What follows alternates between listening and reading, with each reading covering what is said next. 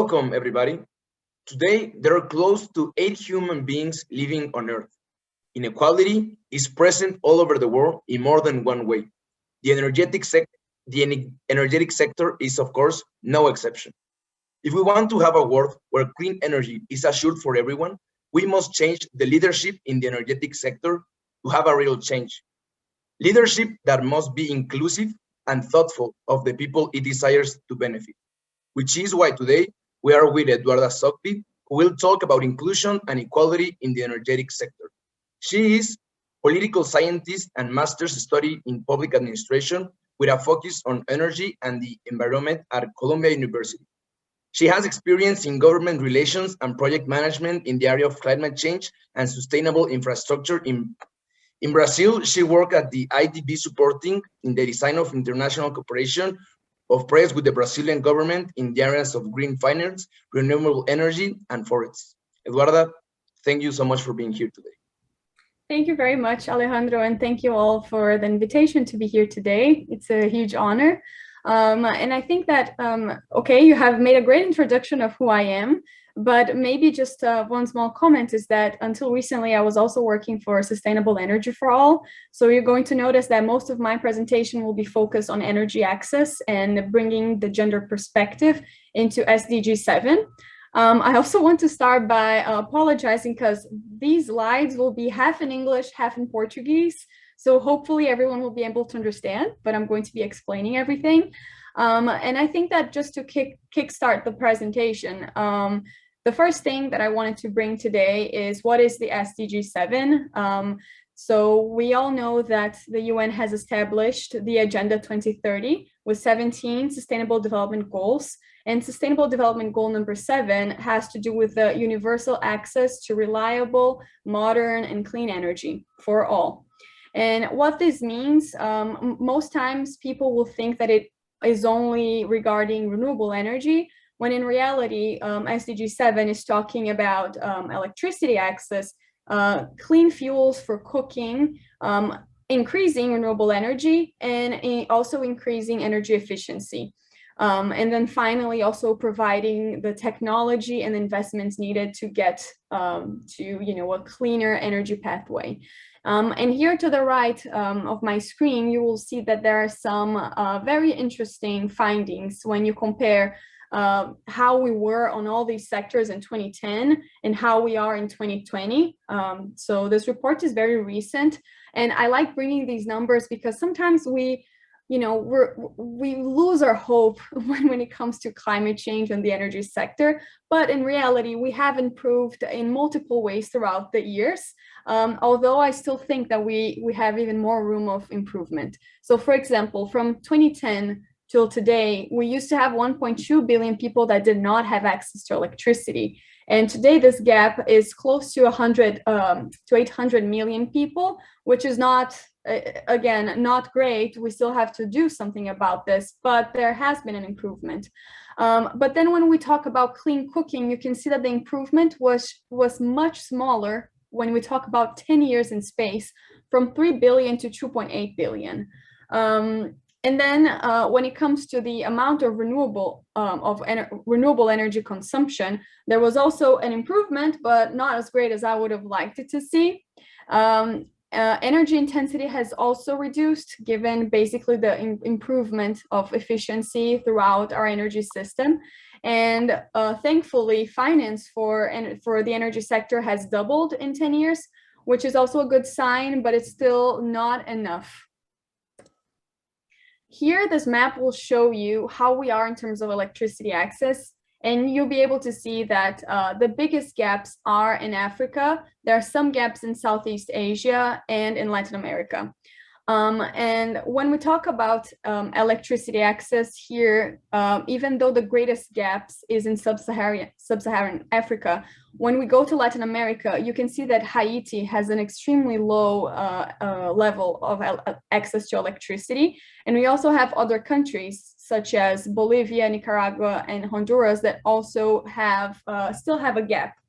And I also think it's important to mention the fact that even though most countries in Latin America have reached a level of 95 till to 98 or 99% of electricity access, there is still a gap to be filled, which is usually composed of indigenous people and minorities, which are far from city centers, usually in rural communities, and have a really hard time in having access. And access to electricity means development. It increases productivity, and it improves well-being. So it's an extremely important human right. It's an extremely important, component of our daily lives. Sometimes we forget the importance of electricity. We're so used to it, but we have to think that there are so many people in the world, 800 million, that still don't have access. Now, nowadays, here, this is in Portuguese, but you'll see that the challenge today is that today we have 1.5 billion people that don't have access to reliable energy. And when I say reliable, it's because even though we have spaces that have access to electricity, most times they will face blackouts, or the amount of the energy provided would be insufficient to the demand. And then 800 million don't have access at all. Now, when we talk about solutions, there are multiple solutions, but here are just a few that I've experienced that have worked. Starting with distributed energy and low-cost energy, such as mini-grids and microgrids, especially for these populations I mentioned that are really far from the grid, and in countries that is very expensive to build transmission lines. Distributed generation can be a great resource. And then efficient appliances are also increasingly important. And in my slides, I will talk about the importance of cooling and heating for Latin America. Financial instruments and new business models are also very important. So for example, in sub-Saharan Africa, there's a model called pay as you go, where individuals, instead of paying a monthly electricity bill, they are able through their phones to purchase only the electricity they're using in that day. So that allows them to spend a lot less money and be able to, regulate themselves, to decide themselves how much energy they're going to use that day based on how much income they have. Finally, international cooperation is extremely important in terms of, transferring technology, capacity building, and technical assistance, so that, you don't only provide the foreign aid necessary for electricity access, but you help communities learn how to build it themselves, how to manage the grid, how to generate employment. And then this is a campaign that SC for All was supporting and advocating for, and it still is, that is focused on cooling and heating. And this is important in the context of SDG 7, because when it comes to discussing, equity and the access to COVID-19 vaccines, we often forget that most of the vaccines are available in the market require a very low level of cooling. So you need refrigerators. You need them to be refrigerated in order for them to work. But we forget that in some places, people don't even have access to electricity. So cooling is extremely important when we think of devices in the household.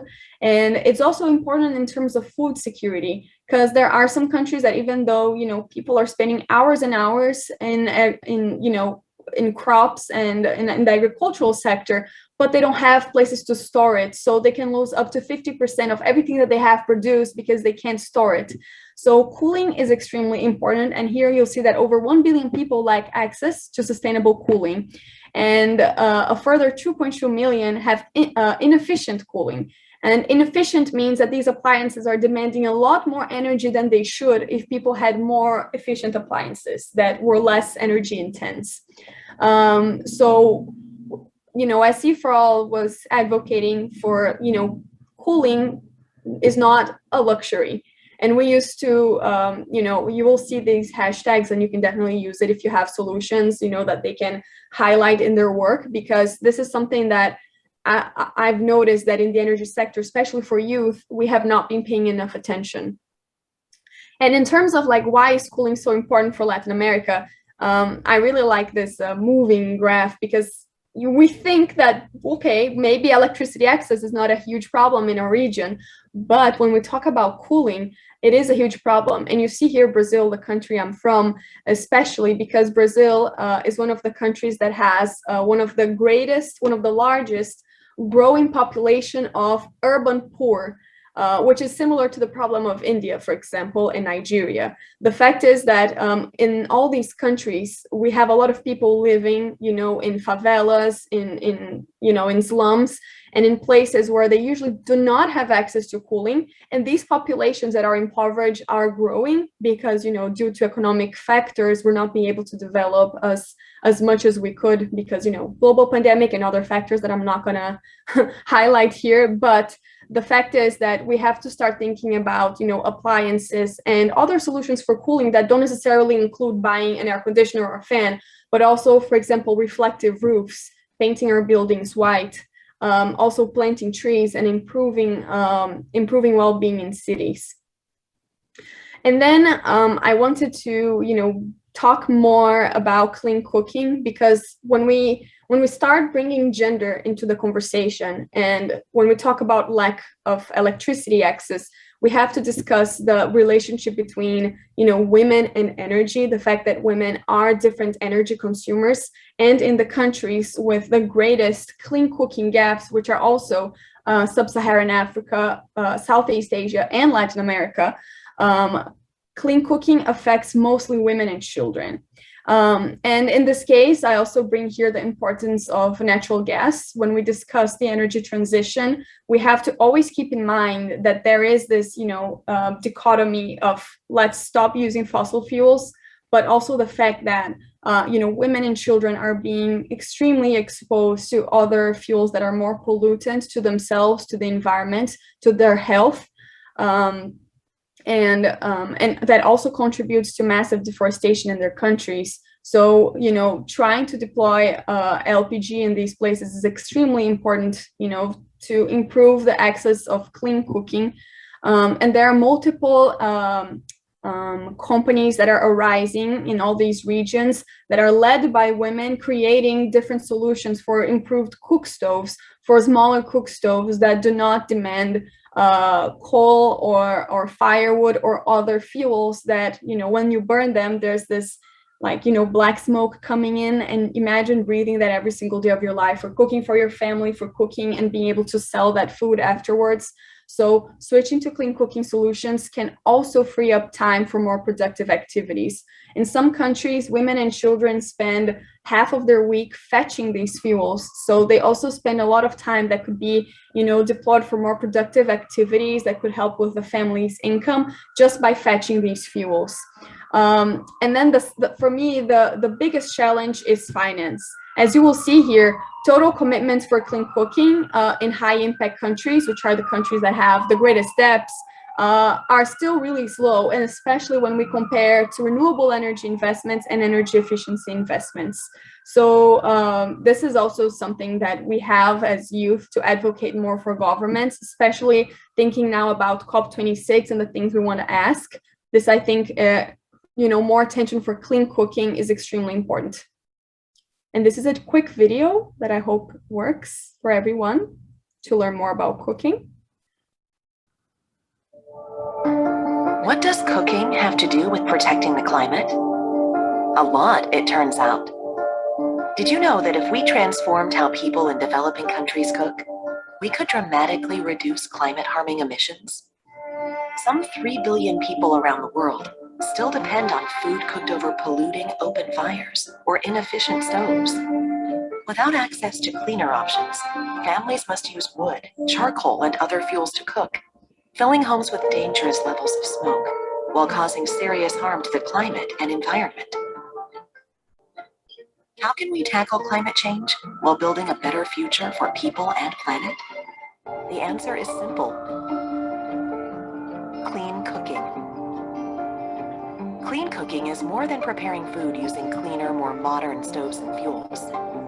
It's also a proven and critical part of the climate solution, helping reduce black carbon emissions by as much as 90%. Join Julia Roberts, Chef Jose Andres, the Clean Cooking Alliance, and other champions of the Clean Cooking. Well, this is a video from the Clean Cooking Alliance that I like a lot because, oh, because it's very, simple to understand what the problem is. And I brought here an example from Brazil, because once again, thinking about Latin America, we might not have the biggest gap in the world, but we also have these gaps. We cannot leave these people behind when we talk about the energy transition if people in our own countries are going through the same. So in Brazil, there is an organization that it deals directly with clean cooking in the Northeast. And here it says that in Brazil, more than 85% of rural families in the Northeast part of the country, which is also one of the poorest regions in the country, depend on firewood for cooking, which, it hinders the health of women and children and contributes to deforestation. The name of this institute is called Instituto Perene. And they have been, distributing improved cook stoves in different parts of the country. And so Brazil, as you all know, has been facing huge challenges with deforestation. So I'm definitely not blaming these people. Obviously, it is not as big as, soy or cattle grazing deforestation. But this is definitely something that if you think about a small community, deforesting the area that they live in might have an impact for them directly. So, clean cooking, I think it impacts directly women as well, because in most households, culturally, women are responsible for cooking. So they are mostly affected by it. And when you go outside of Latin America, if you go to sub-Saharan Africa, there are a lot of households where women are the main chiefs of the family. Sometimes, they're not living in the same household as the father, and then in this case they're responsible for bringing income and for also cooking and spending all this time fetching fuel. So definitely something to think about. And then I'm gonna bring here just when we talk about the just energy transition, there are three pillars that I think are very important for consideration. First, we have to think of people and the society, and especially marginalized communities, rural communities, indigenous communities. There are the people that are usually, at the forefront of these problems. And most importantly is thinking about gender equality, which is what I'm going to talk shortly. And then the environment of thinking, how can we couple these solutions with tackling climate change?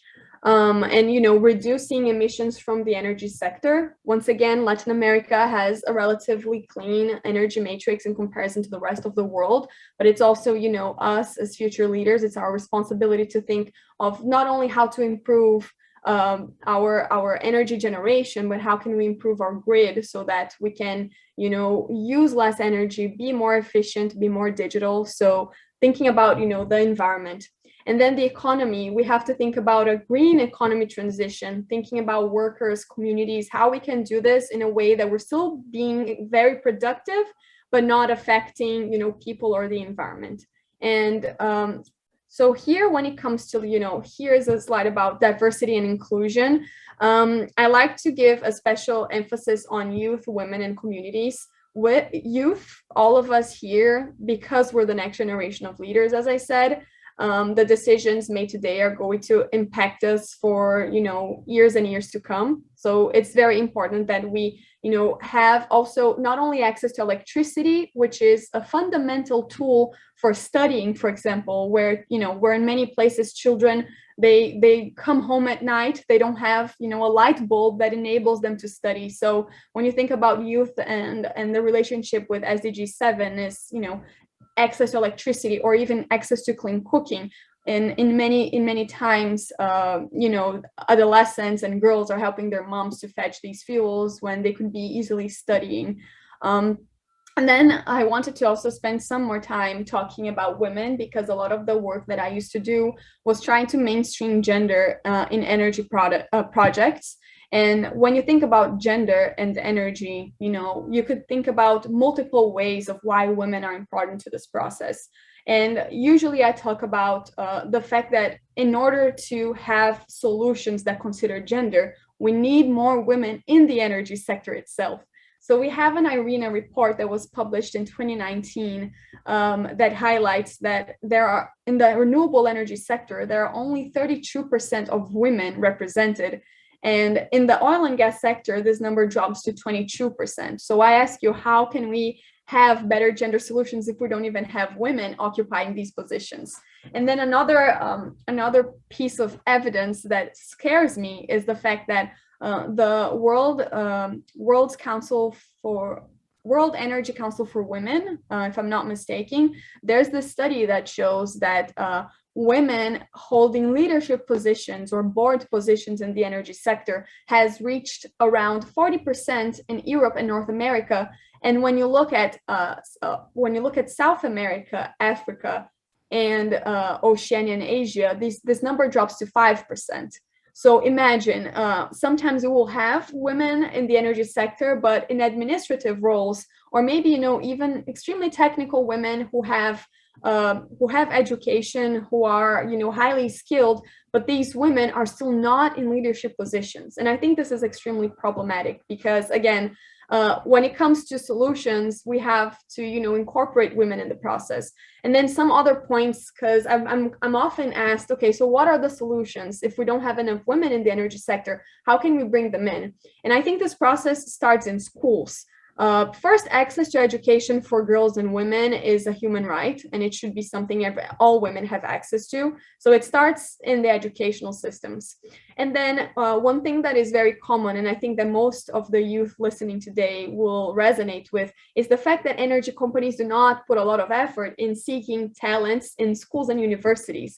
There usually no efficient channel that connects these organizations. I'm not only talking about the actual companies, but also, civil society organizations that work with energy or think tanks. They don't often look for talents in schools. And even if they do, positions are most often, they hold a gender bias that most of the people that are writing these positions don't think about. So for example, we know that in Portuguese and Spanish, we can look for positions for an engineer, but then we say either engenheiro, which is the male, or engenheira, which is female. And most of the time, these positions will say engenheiro. So they only say the male version. And even if you're a woman engineer and you see that, it automatically makes you believe that you're not, qualified for the position, even though they could have meant that it's plural, it's for women and men. But in reality, these positions, most of the time, they don't consider, gender. They don't have a gender sensitive vocabulary, and then another point is that once you're a woman in the energy sector, once you have overcome all of these barriers to enter the energy sector, to actually have a job, it's really hard to retain women in the energy sector. This means that because it's an extremely male dominated sector, women don't have role models.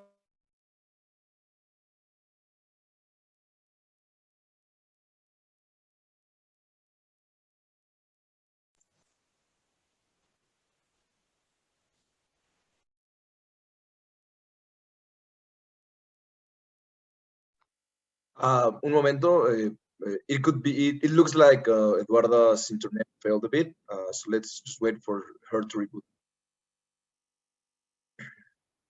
In the meantime, we would like to remind the audience that they can ask their questions live through our chat.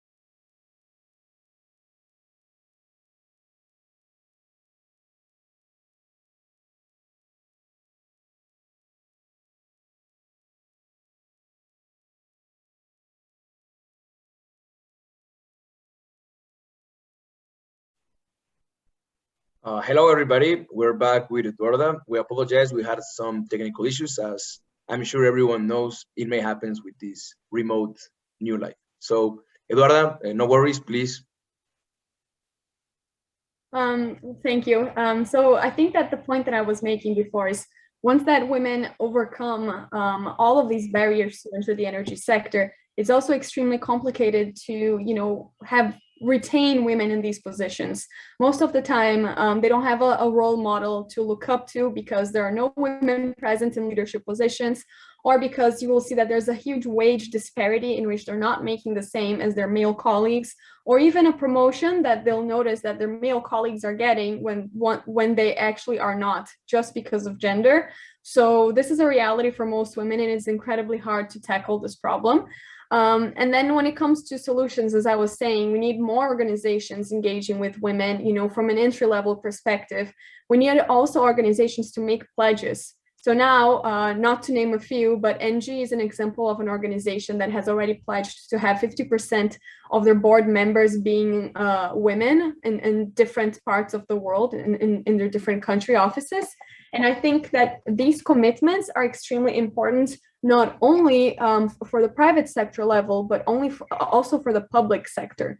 So in Brazil, for instance, if you look at our Ministry of Mines and Energy, there are barely any women in any positions. Usually they are more in administrative roles, and even if they're in technical roles, they are definitely not in leadership positions. So I think that governments also have to realize that this is an issue, not only for the energy sector, but across all sectors.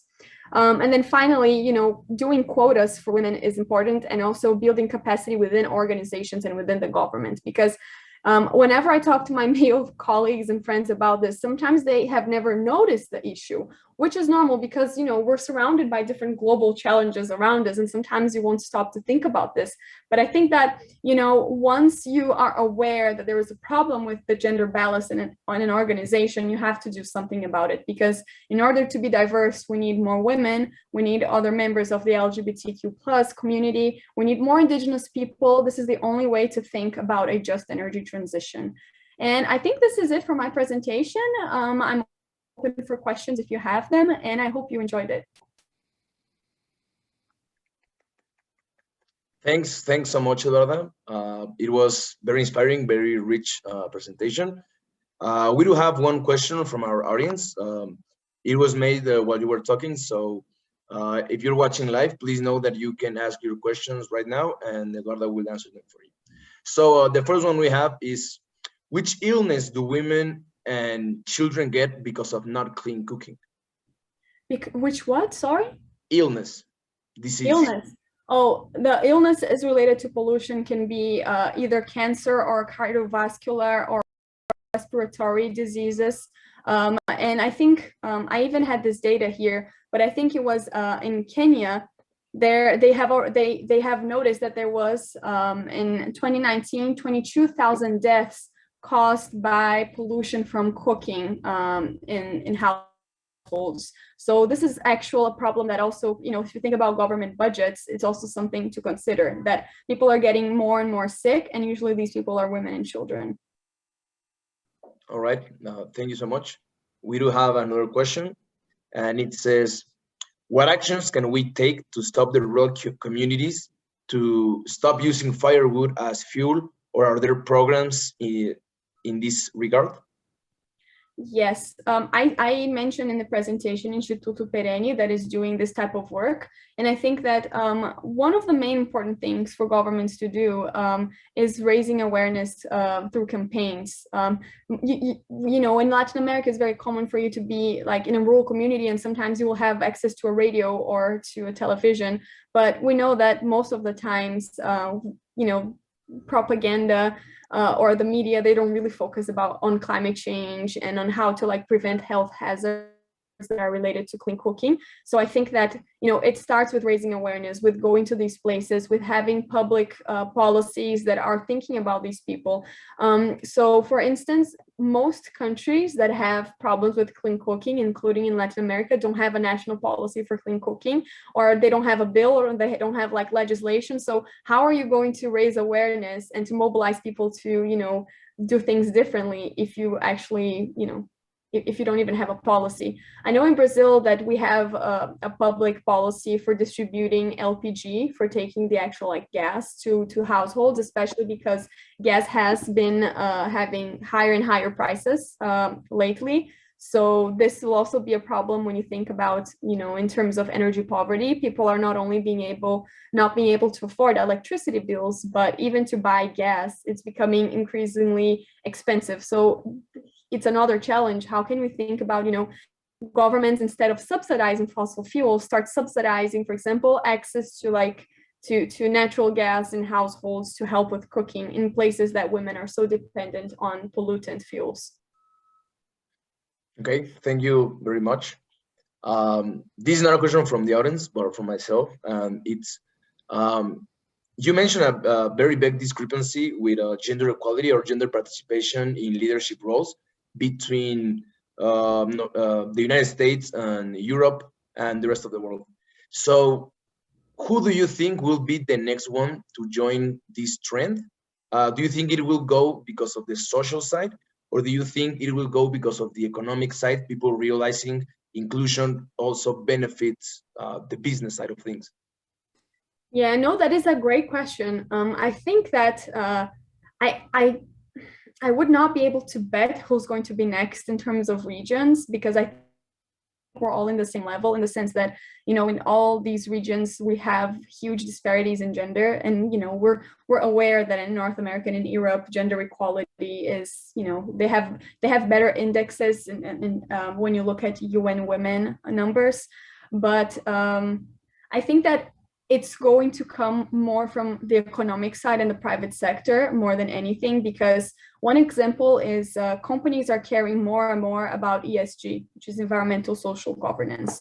So companies and investors and, pension funds, they're all starting to look at, not only the cash flows of companies and, their finances, their revenues, they're also starting to look at gender equality. What are the investments of the company? Are they, investing in things that, compromise the health of communities, locally? So I think that this is something that, unless companies start changing, they're going to start losing money and losing investments. This also goes for the environmental side, right? So unless companies start changing their business model and start being more equal, start being more diverse, start being more environmentally friendly, they're going to start losing investments. And this is already happening.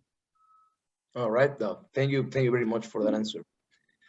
So another question would be for everyone for the young people that are listening to us, which doors can we knock so that we can get financial aid and to demand more inclusion and more equality, not only perhaps in the energetic sector, but perhaps inclusion and equality all across the board? Yes, I think bringing this question more to the climate change side and the energy side, a lot of the big multilateral funds and even through bilateral cooperation, donors are already starting to look at this. But one thing I push a lot, and I see that a lot of youth movements also push, is that in these requirements, we have to make it, a requirement to access funds that you have diversity and inclusion. Some of these funds already consider that. But one thing what we don't see is the actual, measurements. How are we doing this? And measuring and monitoring is extremely hard, because especially in terms of gender, when we ask, okay, are you having an impact on women? Most of these countries that we're talking about do not have a gender database. They don't even collect data related to gender. So data is a huge challenge, and it's something that we should be, looking at, governments should be investing on. And I think that not only looking into, that point, but also looking into the policies. So we also have to, pressure our government so that the investments, the actual public investments, also have to consider gender. And when we say gender, not only gender on impacting women in communities and in cities, in urban areas, but also having women as part of their teams thinking about solutions. So one thing with project management that always frustrated me was the fact that the people writing the project are never the people that are going to be affected or benefit from the project. And you rarely ever ask communities, is this what you want? Is this what you need? And I think that it's the same for women. we don't ask them what they need, because I also think that and we have huge cultural problems with this, with, you know, what is the impact of getting an improved cook stove and taking to a community in like India, where they're used to, you know, fetching fuels. You can't just buy it and put it there. You have to, like, it comes with also raising awareness of why you have to use it, because we've seen a lot of models where communities don't even use it. Like, they have it there, it's in a closet, and, you know, it's there forever. So I think, you know, raising awareness is also a very important component, and asking communities and asking women what is it that they need. That is a great answer, and I do agree, not only with the energy or the gender. I think we must demand that people in leadership roles, that they are very aware of the needs of the problems they are trying to solve, and not only solve them because they will look good solving them, or they will look good in a photo or in a report. So yeah, I do agree. You mentioned how many women do not have a role to look up to. I definitely think that people like yourself are a huge step in having more women get included in this type of sector. So our people want to know, what advice would you give young people to get started? And yeah, I think if I were a young woman looking at you, I will aspire to be like yourself. So yeah, please advise us on how can we get to this point. That's so sweet. I actually love this question, because I used to have this question a couple of years ago. So I think that it's extremely helpful to, you know, like how I got here. And how I got here was actually in college. That's why I always like to think about the role of education in this process of getting more women aboard. So for me, it was something that in college, I was actually studying political science, but I always liked climate change, you know, issues. And then I started getting interested in energy, just because I knew it was a sector that was leading in global greenhouse gas emissions. So I started looking into it.